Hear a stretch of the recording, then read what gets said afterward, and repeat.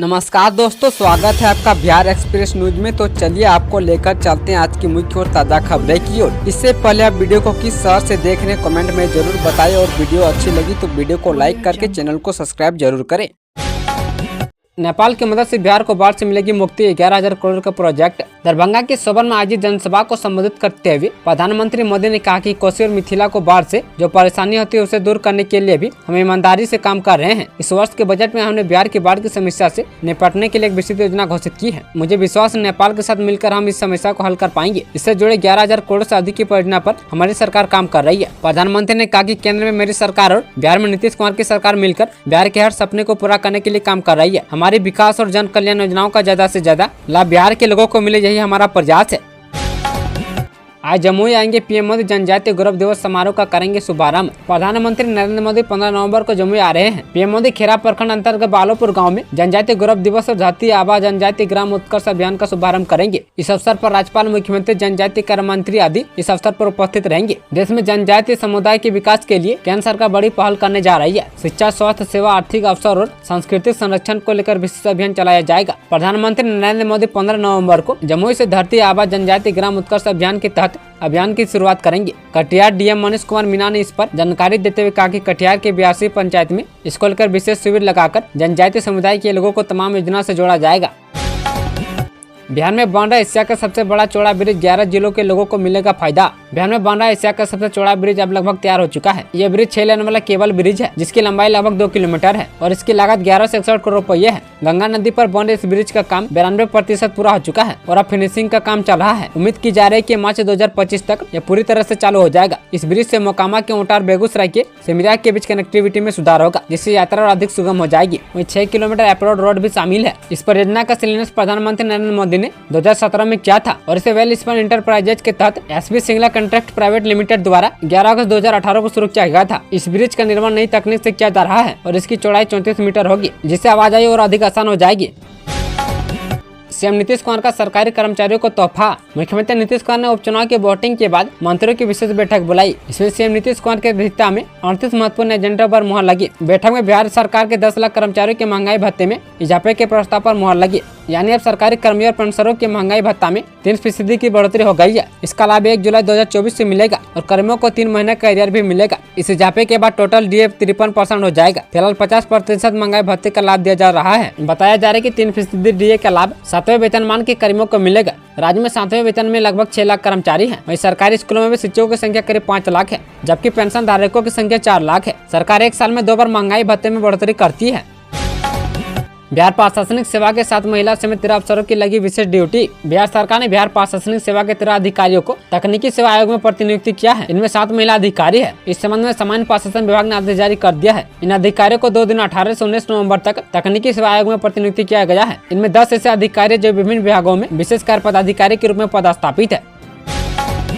हेमंत सोरेन के नेतृत्व में फिर से इंडिया गठबंधन की बन रही सरकार। बिहार के नेता प्रतिपक्ष तेजस्वी यादव ने कहा कि झारखंड में पहले चरण के चुनाव से यह स्पष्ट हो गया है कि हेमंत सोरेन के नेतृत्व में फिर से सरकार इंडिया गठबंधन की बन रही है। इसमें कोई दो राय नहीं है। वहीं प्रधानमंत्री के दरभंगा दौरे के बाद शुक्रवार को जमुई दौरे पर प्रधानमंत्री आ रहे हैं। इसको लेकर तेजस्वी यादव ने कहा, प्रधानमंत्री आए, उनका स्वागत है, इसमें कोई दिक्कत नहीं है, लेकिन बिहार की पुरानी मांगों को पूरा करना चाहिए कि बिहार को विशेष राज्य का दर्जा, विशेष पैकेज, जातिगत जनगणना पूरे देश में करने की मांग हमारी है।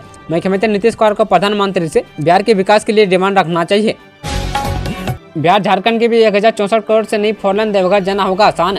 भारतीय राष्ट्रीय राजमार्ग प्राधिकरण ने भागलपुर में बिहार से झारखंड के लिए नई 4 लेन सड़क की निर्माण कवायद तेज कर दी है। केंद्र सरकार ने करीब 1064 करोड़ से भागलपुर के एकचारी से गोड्डा के महागामा तक 40 किलोमीटर सड़क को 4 लेन बनाने का जिम्मा एनएचआई को दिया है। एनएचआई ने भू अर्जन की प्रक्रिया के लिए अलाइनमेंट के तहत चिन्हित जमीन का खतियान निकालने के लिए अभिलेखागार में आवेदन किया है। खतियानी कागज मिलने के बाद नक्शा सहित भू अर्जन पदाधिकारी का अधिसूचना के आलोक में रिपोर्ट दी जाएगी ताकि चिन्हित जमीन के रेतों को मुआवजा दिया जा सके। इधर एनएचआई ने विद्युत कार्यपालक अभियंता को पत्र लिखकर अलाइनमेंट में मौजूद बिजली के खंभे और तार हटाने और शिफ्टिंग के लिए संभावित खर्च का ब्यौरा मांगा है। यूटिलिटी शिफ्टिंग के लिए विद्युत अभियंता से मांगी मुआवजा की रिपोर्ट भी मांगी गई है ताकि एनएचआई बिजली विभाग को मुआवजे की राशि का भुगतान कराते हुए साइट क्लियर करा सके। इसको लेकर साहिबगंज पीयू के project director sir DGM Sharad Kumar Singh ने डीएम को भी इसकी जानकारी दी है। भागलपुर के रास्ते बॉर्डर स्थित झारखंड जाने के लिए ये दूसरी 4 लेन सड़क होगी।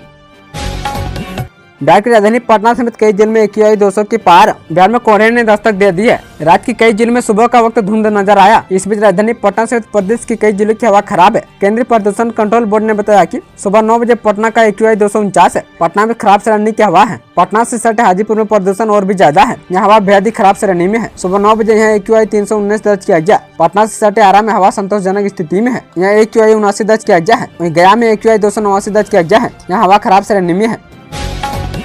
15 दिनों में तुम्हारा घर उड़ा देंगे, सांसद पप्पू यादव को फिर मिली धमकी। बिहार के पूर्णिया जिले के सांसद पप्पू यादव इन दिनों चर्चा में है। दरअसल पप्पू यादव ने कुछ दिनों पहले पुलिस के पास शिकायत भी की थी कि उन्हें जान से मारने की धमकी दी गई है। अब एक बार फिर सांसद पप्पू यादव को धमकी दिए जाने की बात सामने आई है। इस बार धमकी देने वाले ने कहा कि 15 दिनों के अंदर उनके आवास को उड़ा दिया जाएगा। सांसद कार्यालय से जारी एक पत्र के हवाले से बताया गया कि धमकी देने वाले ने इस बार अर्जुन भवन को उड़ाने की धमकी दी है। बताया जा रहा है कि गैंगस्टर लॉरेंस बिश्नोई के नाम पर धमकी देने वाले ने अपने को सुपौल जिले का वासी बताया है। सहायक खजांची थानाध्यक्ष पुरुषोत्तम कुमार ने बताया कि ऐसी कोई भी जानकारी नहीं है। बताया जा रहा है कि सांसद पप्पू यादव को यह खत कुंदन कुमार नाम से भेजी गई है। बता दें कि महाराष्ट्र में बाबा सिद्दीकी की हत्या के बाद सांसद पप्पू यादव ने एक्स पर पोस्ट कर रखा था कि लॉरेंस बिश्नोई 2 टके का गुंडा है। इसके बाद पप्पू यादव ने दावा किया था कि उन्हें व्हाट्सएप कॉल पर धमकी दी गई है। सक्षमता परीक्षा उत्तीर्ण 106 शिक्षकों को 24 घंटा का समय कर ले, ये काम नहीं तो होगा एक्शन। सक्षमता परीक्षा उत्तीर्ण नियोजित शिक्षकों की काउंसलिंग के दौरान दस्तावेजों में त्रुटि मिलने पर शिक्षा विभाग सख्त हो गया है। ऐसे शिक्षकों को अंतिम मौका दिया गया है। इसके तहत 24 घंटे में बचाव अभिकथन प्रस्तुत करना होगा। जिला शिक्षा पदाधिकारी योगेश कुमार ने इस संबंध में काउंसलिंग के दौरान दस्तावेजों में त्रुटि पाए गए संदेशापद अभ्यर्थियों की सूची जारी करते हुए आदेश जारी किया है। सूची में 106 शिक्षकों के नाम अंकित है। विदित हो कि निजी शिक्षकों को राजकार्मिक का दर्जा देने की कवायद चल रही है। इस क्रम में निजी शिक्षकों की सक्षमता परीक्षा ली गई थी। सत्यापन के दौरान 106 शिक्षकों के कागजातों और उनके नियोजन में त्रुटि पाई गई थी। काउंसलिंग करने वाले पदाधिकारी ने इस संबंध में शिक्षा विभाग को त्रुटिपूर्ण दस्तावेज वाले शिक्षकों की सूची भेजी थी। इस संबंध में जिला शिक्षा पदाधिकारी ने 106 शिक्षकों की सूची जारी करते हुए उनसे 24 घंटे के अंदर अपना पक्ष रखने को कहा है।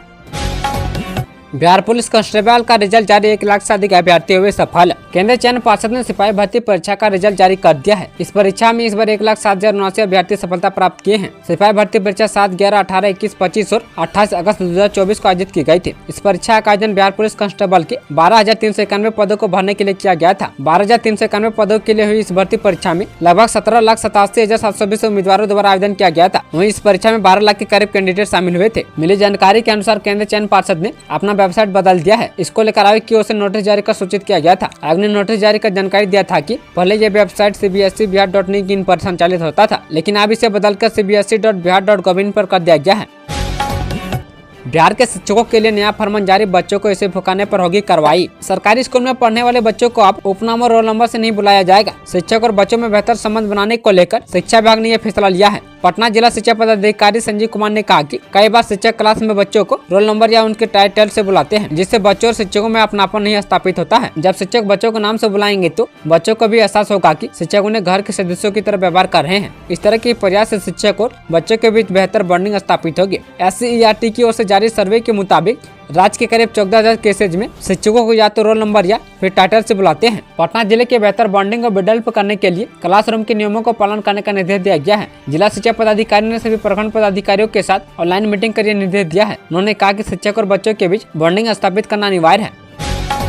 बिहार में एक चुनाव कर्मी ने खाया रोज 10 प्लेट खाना, नाश्ता, पानी और चाय का बिल आया 18 करोड़ रुपये। बिहार में एक अनोखा घोटाला सामने आया है। लोकसभा चुनाव के दौरान बिहार में एक चुनाव कर्मी पर रोजाना 10 प्लेट खाने का खर्च दिखाया गया है। इतने ने इनके नाश्ता पानी और चाय का बिल भी 18 करोड़ का है। ये बात तब सामने आई जब लोकसभा चुनाव के दौरान बिहार में खर्च के हिसाब किताब का ब्यौरा सरकार के पास आया। भोजन, नाश्ता आदि की आपूर्ति करने वाली एजेंसियों ने पटना जिला प्रशासन को जो विपत्र सौंपा है, उनके अनुसार एक चुनाव कर्मी ने हर रोज 10 प्लेट भोजन किया है। चुनाव में पटना जिले में करीब 20,000 कर्मियों की ड्यूटी लगी थी। एजेंसियों ने जो विपत्र सौंपा है उसके अनुसार भोजन, नाश्ता, पानी और चाय पर, लेकिन जब प्रशासन ने इसकी जांच कराई गई तो पता चला कि भोजन पर 2.49 करोड़ रुपए खर्च हुए हैं।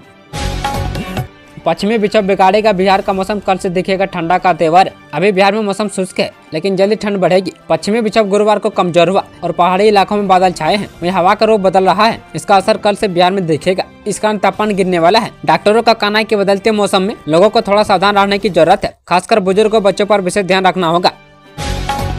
बिहार के 1,39,000 नियोजित टीचर के लिए गुड न्यूज। बिहार में 1,39,000 शिक्षकों को 20 नवंबर को विशिष्ट शिक्षक के रूप में नियुक्ति पत्र मिलेगा। मुख्यमंत्री नीतीश कुमार ने ये नियुक्ति पत्र खुद बांटेंगे। यह नियुक्ति पत्र सक्षमता परीक्षा पास करने वाले शिक्षकों को दिए जाएंगे। बता दें कि पहले पटना में नियुक्ति पत्र देने की योजना थी, लेकिन बाद में प्रखंड स्तर पर देने का फैसला लिया गया है। बिहार में सक्षमता परीक्षा पास करने वाले शिक्षकों को 20 नवंबर को नियुक्ति पत्र मिल जाएगा। मुख्यमंत्री नीतीश कुमार के अधिवेशन भवन में आयोजित एक कार्यक्रम में खुद यह नियुक्ति पत्र बांटेंगे। बिहार के शहर को मिली नई रेल लाइन परियोजना की सौगात पीएम मोदी ने किया शिलान्यास। पूर्व मध्य रेल के दीनदयाल उपाध्याय मंडल के अंतर्गत व्यवस्थम रेल मार्गों में गया गढ़वा रेलखंड को प्रधानमंत्री नरेंद्र मोदी ने नई बाईपास रेल लाइन का तोहफा दिया है। इससे स्थानीय लोगों में खुशी का माहौल है। पीएम मोदी ने इसका शिलान्यास बुधवार को दरभंगा में एम्स के निर्माण सहित 1200 करोड़ से अधिक योजनाओं के साथ वीडियो कॉन्फ्रेंस के माध्यम से किया। इस बाईपास रेल लाइन के बनने से रेल यातायात और भी सुगम हो जाएगा और लोगों को गढ़वा से गया आने में आसानी होगी। जानकारी के अनुसार 10 किलोमीटर लंबी इस नई रेल लाइन बाईपास का निर्माण चिरेला, पोथो और बगा बिशनपुर तक किया जाएगा और इसके निर्माण पर 224 करोड़ से अधिक की राशि खर्च होगी।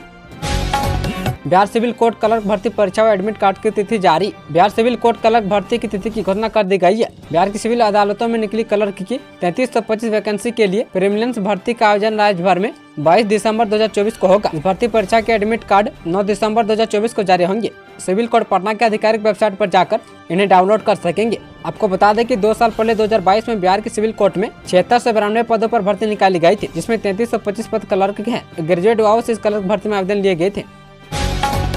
दरभंगा एम्स के शिलान्यास पर तेजस्वी यादव का खुलासा। विपक्ष के नेता तेजस्वी यादव ने कहा कि दरभंगा में आखिर एम्स का निर्माण उसी जमीन पर हो रहा है जिसका सुझाव मैंने राज्य के स्वास्थ्य मंत्री रहने के दौरान कई बार केंद्र सरकार को दिया था। भाजपा की सीमित राजनीतिक सोच के कारण राज्य की जनता को अब इलाज की सुविधा देर से मिलेगी। उन्होंने कहा कि भाजपा की सीमित सोच में राजनीति के अलावा किसी के लिए जगह नहीं है। स्वास्थ्य जैसे गंभीर विषय पर भाजपाइयों से दूरदर्शिता की अपेक्षा करना बेकार है।